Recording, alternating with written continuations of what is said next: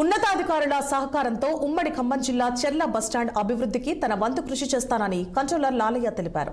త్వరలోనే డిఎంయూతో తిరుపతి ఆధ్వర్యంలో ఆర్వో ప్లాంట్ను ప్రారంభిస్తున్నట్లు ఆయన చెప్పారు.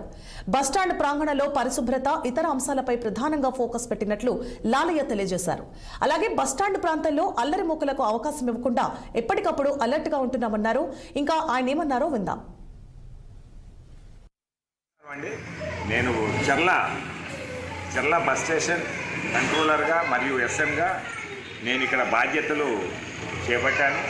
ఇందులో నా పేరు గంధసిరి లాలయ్య గౌడ్, ఆర్టీసీలో పనిచేస్తున్నాను. ఇక్కడ ఈ బస్ స్టాండ్ ఆవరణాన్ని పరిశుభ్రంగా ఉంచడం కొరకు గతంలో కన్నా ఇప్పుడు మరీ శుభ్రంగా ఉండాలనే ఉద్దేశంతో మొత్తం శుభ్రం చేయించడం, బ్లేడ్ బెళ్లతో కానీ ప్రతి ఒక్కటి శుభ్రం చేయించడం చేయించుతున్నాము. ఈ యొక్క ప్రయాణికుల రద్దీ మేరకి ప్రయాణికులు మహాలక్ష్మిగా పబ్లిక్ రావడం వల్ల బస్టాండ్ చాలా రద్దీగా పెరగడం జరిగింది.